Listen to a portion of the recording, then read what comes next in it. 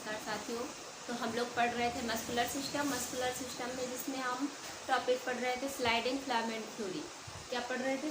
Sliding filament theory, सरगम तंतु का सिद्धांत। क्या पढ़ रहे थे? सरगम तंतु का सिद्धांत। हमने पढ़ा हुआ था उस क्लास में कि यह सिद्धांत किसने दिया, इस सिद्धांत का मतलब प्रतिपादन किसने किया था? तो H.A. हक्सले ने किया था। कब किया था? 1954 में किया था। और जो हमारा स्लाइडिंग फिलामेंट थ्योरी का सिद्धांत है, ये किस पर आधारित होता है? तो मांसपेशी के कॉन्ट्रैक्ट होने पर ही आधारित होता है। अगर हमारी मांसपेशियां कॉन्ट्रैक्ट नहीं होंगी तो व्यक्ति ना गति कर पाएगा, ना चल पाएगा, कुछ नहीं कर सकता है। क्योंकि जब तक मांसपेशियां कॉन्ट्रैक्ट होती हैं उसी के अकॉर्डिंग हमारी बॉडी में संकुचन रहता है। उसी पे जो मतलब फेस के फेस में पड़े हुए थे, रेस्ट अवस्था इसकी बताई हुई थी, आराम की अवस्था में है।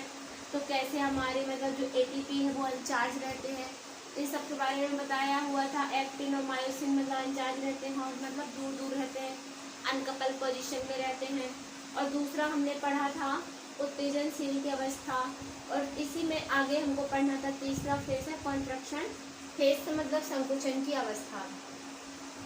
इसी में आगे हम देखेंगे तीसरा कॉन्ट्रैक्शन फेज। कौन सा देखेंगे? Contraction phase.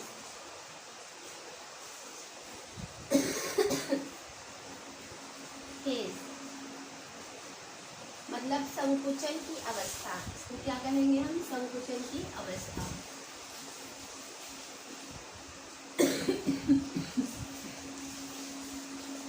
संकुचन की अवस्था, ठीक है। संकुचन की अवस्था में क्या है कि मतलब जैसे हमारी एटीपी है तो मायोसिन जो होता है, मायोसिन में उपस्थित, इसमें क्या हो जाएगा? मायोसिन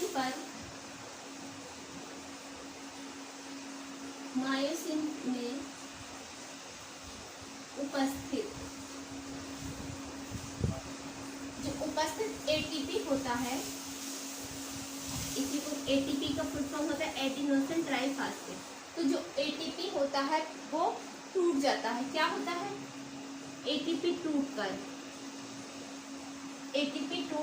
एडीपी प्लस पीआई में क्या होता है? परिवर्तित हो जाता है। एटीपी टूटकर एडीपी प्लस पीआई में क्या हो जाता है? परिवर्तित हो जाता है। परिवर्तित हो जाता है।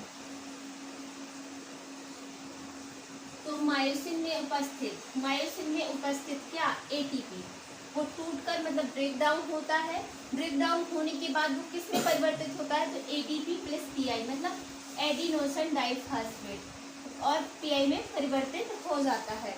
और परिवर्तित होकर ही हमको क्या प्रदान करेगा? हमें ऊर्जा प्रदान करता है। परिवर्तित हो जाता है और क्या प्रदान करता है? हमें ऊर्जा प्रदान करता है। क्या करता है? ऊर्जा प्रदान करता है। ऊर्जा प्रदान करता है। ऊर्जा प्रदान करता है जिसे हम मायोसिन एडिफेज कहते हैं। जिसे हम क्या कहेंगे? जिसे हम मायोसिन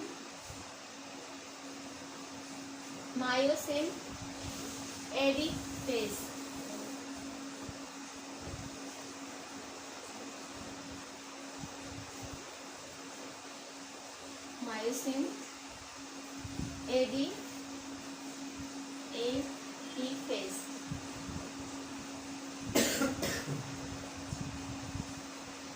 बोलते हैं, जिसे हम मायोसिन एडिफेज बोलते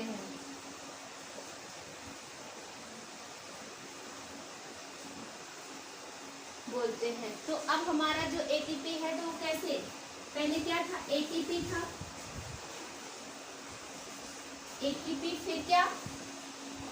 वो एटीपी हमारा फिर एडीपी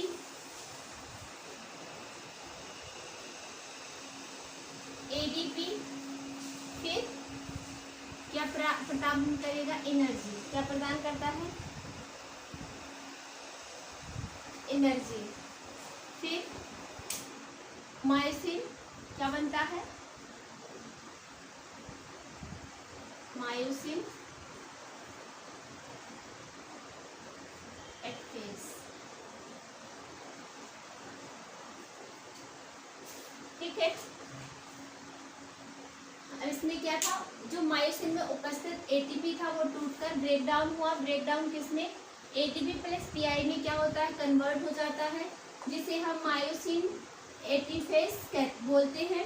और हमारी जो ऊर्जा देने का वो क्रिया चलती है वो इस प्रकार चलती है। ठीक है, एटीपी, फिर एटीपी में फिर ATP pi, ATP plus pi, यहाँ पर प्लस पीआई, फिर एनर्जी। ठीक है, और फिर इसी में उपस्थित ऊर्जा की उपस्थिति में अभी इतना ऊर्जा प्रदान करेगा। फिर ऊर्जा की उपस्थिति में अब एनर्जी मिली, एनर्जी प्राप्त हुई इसी ऊर्जा की उपस्थिति में। ऊर्जा की उपस्थिति में जो हमारा एक्टिन होगा, अब एक्टिन होगा वो क्या करेगा? स्लाइड करेगा। अब एनर्जी उसे प्राप्त हो गई तो हमारा जो एक्टिन है वो क्या करेगा? स्लाइड करेगा, स्लाइड करेगा। हमारा एक्टिन स्लाइड करेगा और किसके ऊपर? मायोसिन के ऊपर चढ़ जाएगा। जो मायोसिन होगा उसके ऊपर चढ़ जाएगा, मायोसिन के ऊपर चढ़ जाएगा। अब एनर्जी प्राप्त हुई, ऊर्जा की उपस्थिति में एक्टिन क्या करेगा? स्लाइड करेगा। स्लाइड करने के बाद मायोसिन के ऊपर चढ़ जाएगा, मतलब, और हमारी जो मांसपेशी होगी वो क्या होगी? संक्षेप हो जाएगी। मसल्स क्या होगी? संक्षिप्त हो जाएगी।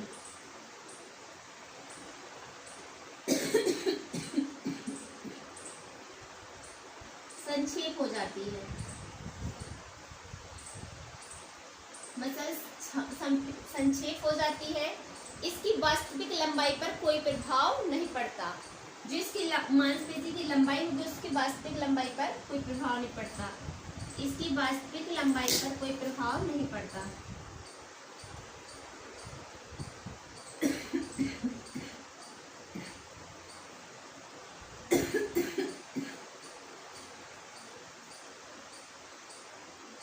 कोई प्रभाव नहीं पड़ता।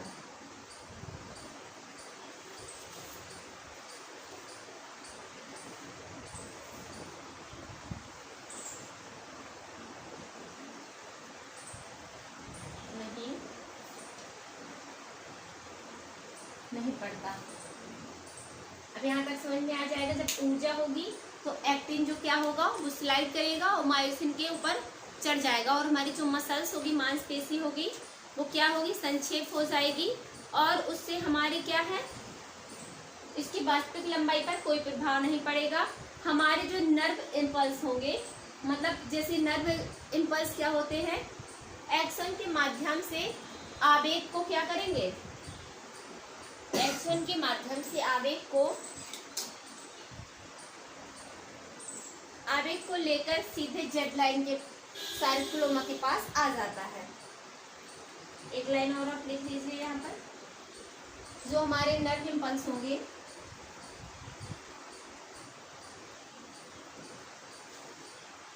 हमारे नर्व इम्पल्स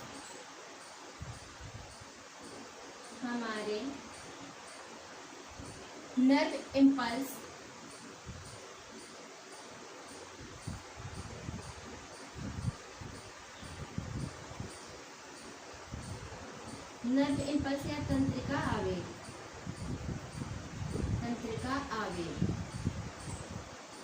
तंत्रिका आवेग किसके माध्यम से? एक्शन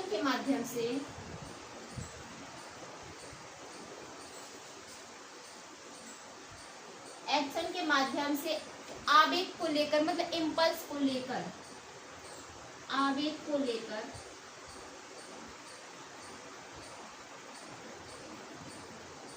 को लेकर सीधे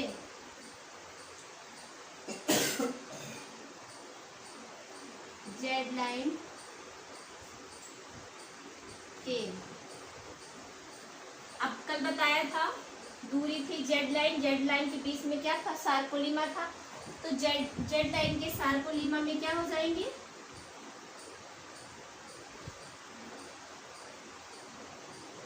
सार्कोलिमा के पास जाते हैं।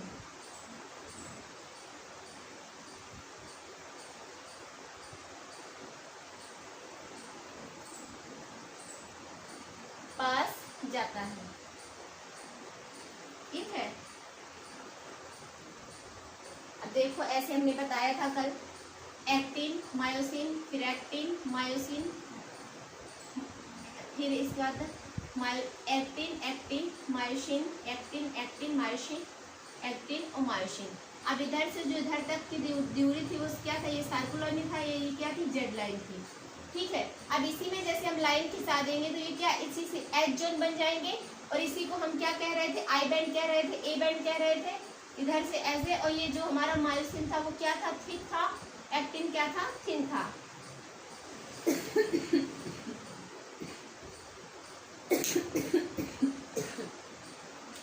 तो ऊर्जा की उपस्थिति में एक्टिन हमारा स्लाइड करेगा मायोसिन के ऊपर। अब देखो ये एक्टिन है, स्लाइड करेगा और किसके ऊपर चढ़ जाएगा, जो ये मायोसिन है, मायोसिन के ऊपर क्या होगा ये, अब ये एक्टिन है, ठीक है। और ये जब स्लाइड करेगा तो ये किसके ऊपर चढ़ जाएगा, ये मायोसिन के ऊपर चढ़ जाता है। और मायोसिन के ऊपर से तो मसल्स हमारी जो संक्षिप्त हो जाएगी, क्या हो जाएगी, मसल संक्षिप्त हो जाएगी। इसकी लंबाई पर कोई परिवर्तन या प्रभाव नहीं पड़ेगा। हमारे जो तंत्र का आवेग मतलब नर्व इम्पल्स होते हैं वो एक्सोन के माध्यम से, किसके माध्यम से, एक्सोन के माध्यम से आवेग मतलब इम्पल्स को लेकर सीधे कहाँ, ये जो जेड लाइन है, ये जेड लाइन और ये जेड लाइन के सार्कोलिमा के पास जाता है। अब ये बीच में क्या था, सार्कोलिमा था, तो इसके पास जाता है, लेकिन जो एरिया ये क्या है, संक्षिप्त हो जाता है।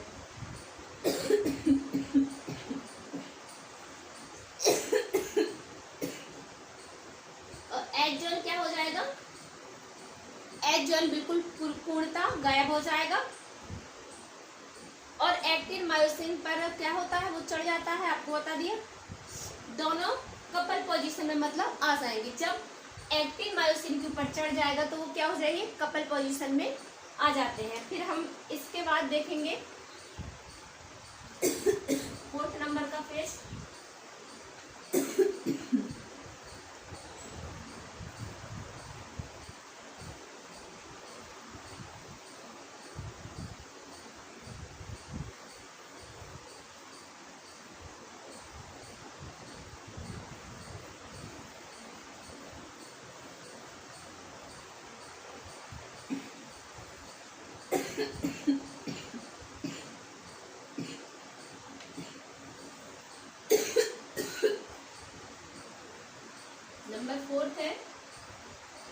नंबर 4 है रिचार्जिंग फेज। क्या है, रिचार्जिंग फेज,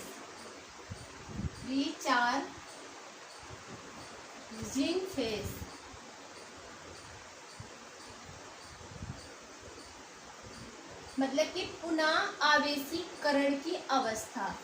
पुनः, री मतलब होता है पुनः, ठीक है,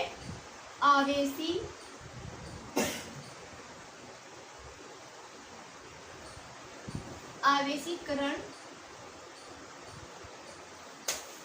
की अवस्था, पुनः आवेशीकरण की अवस्था।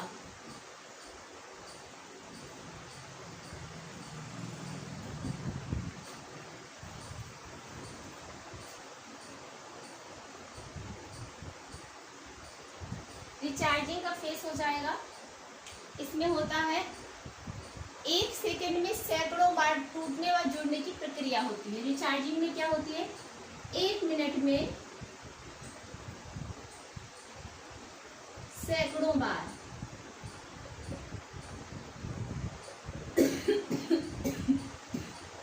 टूटने व जुड़ने की प्रक्रिया, टूटने व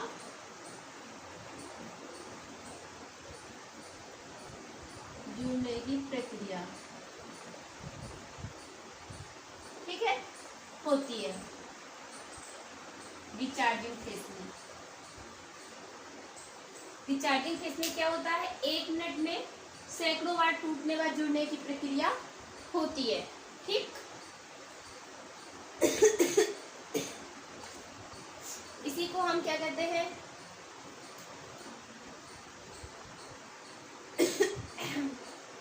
अगला हम देखेंगे रिलैक्सेशन फेज।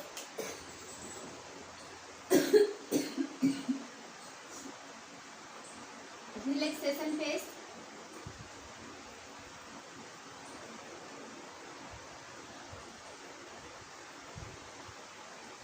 मतलब क्षतिपूर्ति अवस्था या शीतलन की अवस्था भी इसको कह सकते हैं, क्षतिपूर्ति अवस्था। इसी को हम क्या कह देंगे, शीतलन।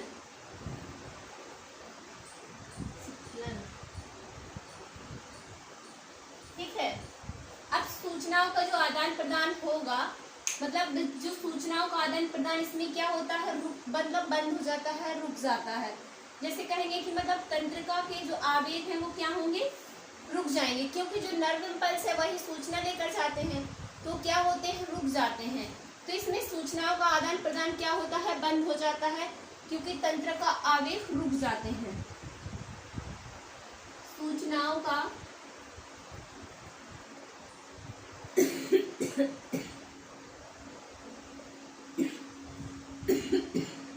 आदान प्रदान रुक जाता है।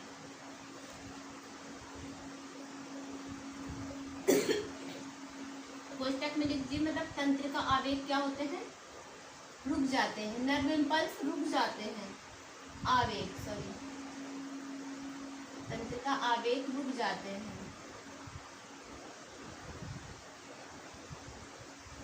रुक जाते हैं और क्या है, कैल्शियम आयन वापस कैल्शियम पंप में चले जाते हैं। जो कैल्शियम आयन होते हैं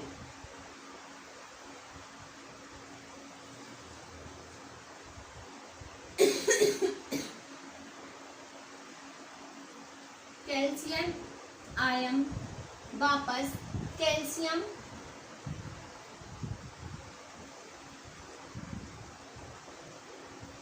पंप में चले जाते हैं।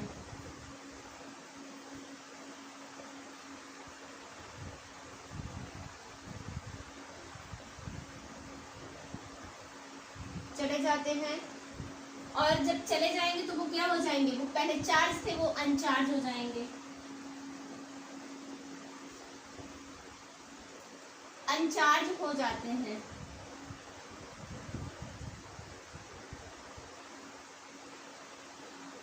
एक्टिन मायोसिन से क्या होता है, मतलब अनकपल पोजीशन में आ जाता है, मतलब दूर दूर हो जाते हैं। एक्टिन मायोसिन से क्या होता है, मायोसिन दूर दूर हो जाते हैं।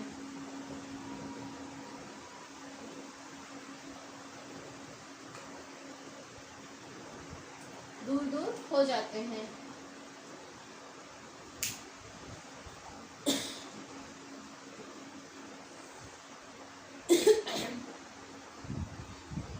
तो आपको समझ में आ गया होगा, जो रिलैक्सेशन फेज होता है, क्षतिपूर्ति अवस्था मतलब शीतलन की अवस्था इसको कहा जाता है। तो सूचनाओं का क्या है, आदान प्रदान रुक जाएगा, क्योंकि हमारे जो नर्व इम्पल्स होते हैं वो रुक जाते हैं। और जो कैल्शियम आयन होते हैं वो वापस कैल्शियम पंप में चले जाते हैं, और ये क्या है, पंप में जब वापस चले जाएंगे तो अनचार्ज हो जाते हैं। एक्टिन मायोसिन से क्या होता है, दूर हो जाता है।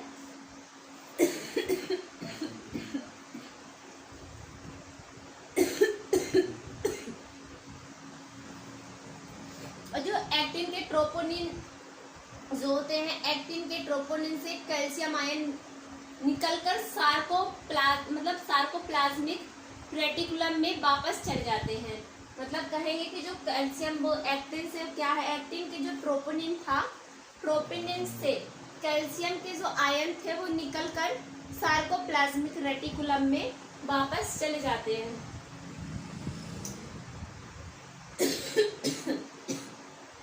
मायोसिन क्या है, एक्टिन मतलब मायोसिन क्या है, अनचार्ज हो जाएगा, एक और जो एक्टिन और मायोसिन क्या है, दूर दूर हो जाएंगे, मतलब अनकपल हो जाएंगे।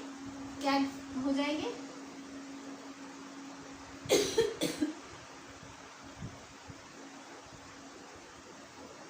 अनकपल पोजीशन में आ जाते हैं।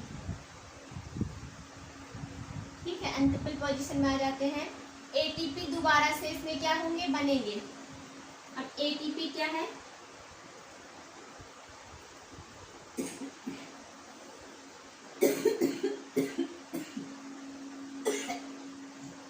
दोबारा से बनते हैं।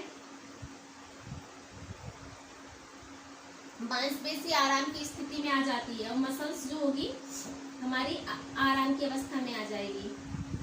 मसल्स आराम की अवस्था में आ जाती है।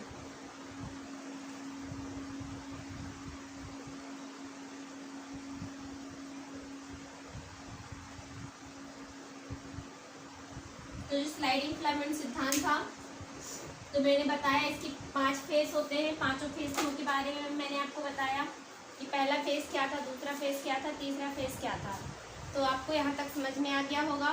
और जो स्लाइडिंग फिलामेंट सिद्धांत था वो किसने दिया था, तो किसने दिया था स्लाइडिंग फिलामेंट सिद्धांत?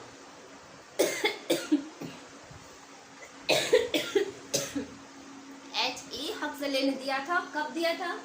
1954 में दिया था। इनके साथ और मनोवैज्ञानिक थे, तो 3 लोगों ने इसमें सहायता की थी। एंड्रू हक्सले, पहला एंड्रू हक्सले था, फिर था राल्फ निडरजरके और था जीन हैंसन। H.E. हक्सले को इसी खोज में स्लाइडिंग फिलामेंट सिद्धांत को उसमें थ्योरी में एक नोबेल पुरस्कार भी उनको मिला हुआ था। और इन्होंने मतलब स्लाइडिंग फिलामेंट में 5 अवस्थाएं बताई हुई थी। रेस्ट फेज बताया था और कंट्रैक्शन फेज बताया था, एक्सटेंशन फेज बताया था, रिचार्जिंग फेज बताया था और रिलैक्सेशन फेज बताया था। तो एक एक फेज के बारे में हमने बताया। तो आपको बस यही याद रखना है कि ये सिद्धांत किसने दिया, कौन सी ईयर में दिया। ए बैंड हो गया, I band, Z line, S zone, इन सब के बारे में बस। और जो मतलब संकुचन की इकाई थी, मतलब और एक्टिन क्या होता है, तो एक्टिन थिन होता है, मायोसिन थिक होता है। संकुचन की इकाई को सार्कोमियर कहते हैं। आज के लिए इतना ही। Thank you. प्लीज़ हमारे चैनल को लाइक और सब्सक्राइब करिए। Thank you.